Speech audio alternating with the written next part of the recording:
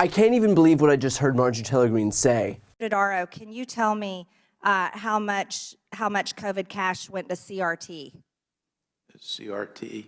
Critical race theory in education. It's a racist curriculum used to teach children that somehow their white skin is not equal to black skin and other things in education. Yeah.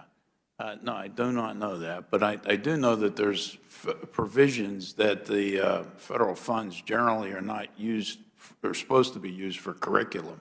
Oh. That's a state. Oh, Mr. Dodaro, I have to tell you, in Illinois, they received $5.1 billion at an elementary school there that used it for equity and diversity.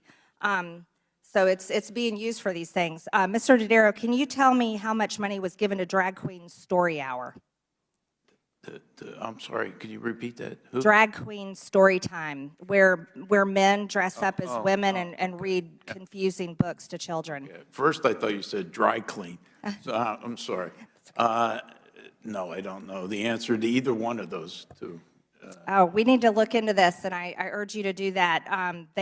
Bradbury Sullivan LGBT Community Center in Pennsylvania received $16,000 for Drag Queen Story Time from COVID cash.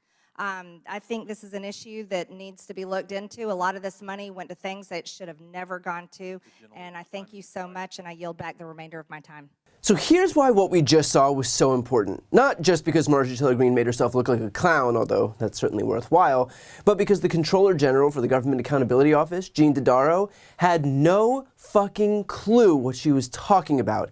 And it's a really, really good reminder that when you take these Republicans out of their Fox News rabbit holes and put them in front of people who aren't mainlining Sean Hannity and Tucker Carlson and Laura Ingraham, no one in this country has the slightest clue what these people are talking about.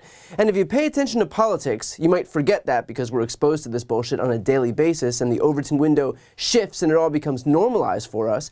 But if you're just a regular American out there, and if you come into contact with one of these Republicans, my God, they sure do sound like lunatics, don't they? So I get that Marjorie Taylor Greene thought that she was using her time during this Oversight Committee hearing to score some major political points and gin up some excitement, but all she did was put on full display how extreme and insane she actually sounds. This dude was more confused than when a 13-year-old tries to explain to their grandparents what Snapchat filters are. The only difference being that Snapchat filters are fun, and the conspiracy theories that Greene is spouting are probably cause for someone to suggest their relative seek some professional help.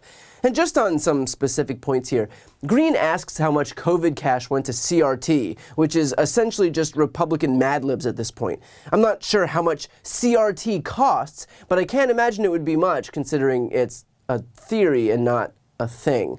Although, with that said, Marjorie Taylor Greene seems to be under the impression that individual elementary schools are being allocated not thousands, not hundreds of thousands, not millions, but billions per school for this curriculum. Oh, That's a state. oh, Mr. Dodaro, I have to tell you, in Illinois, they received $5.1 billion at an elementary school there that used it for equity and diversity. And here I was thinking that education was underfunded. Didn't realize that even elementary schools had budgets into the billions of dollars for just one program alone. Of course, the ultimate irony here is that no secondary schools teach critical race theory because it's not taught in secondary schools. Your 8-year-old is learning how to count by twos. They're not delving into the ways that law intersects with race. I mean, my God, have any of these people ever come into contact with a child? If you can get a 3rd grader to tell left from right, that's a win.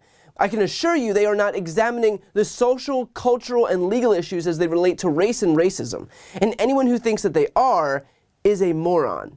Looking at you, Marjorie Taylor Greene. And just as a quick aside, because it really isn't worth it to humor this idiocy, CRT doesn't actually mean anything to these people. It's just some nebulous catch-all term that they found to describe learning about race. But if they can attack a scary-sounding name and make it seem like kids are being indoctrinated, they can vilify the very concept of any race-based education. But why would conservatives not want children to learn about race?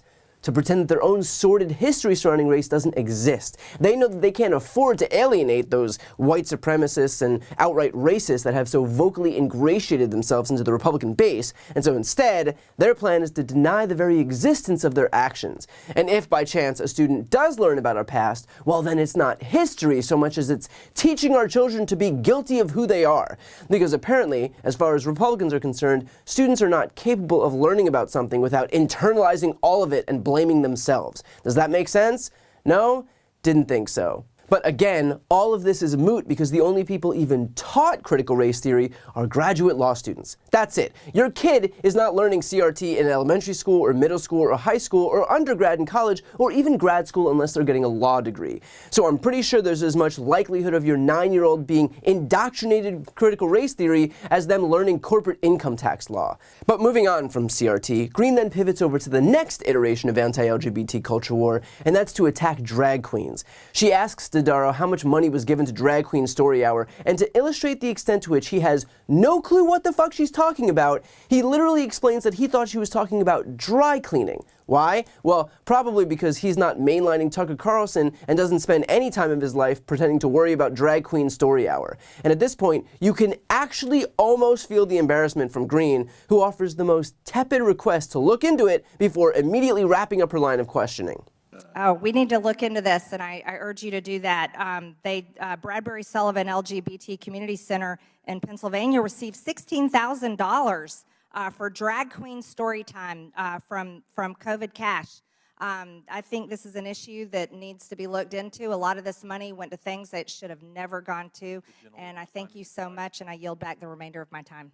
I guess it's one thing to tweet to your already brainwormed audience the usual fear-mongering about drag queens, and something entirely different to say it out loud to a normal human being who doesn't traffic in manufactured right-wing outrage. And just one note on this whole drag queen thing. Drag shows are fantastic. I've been to more than I can count. No one doesn't have fun at a drag show.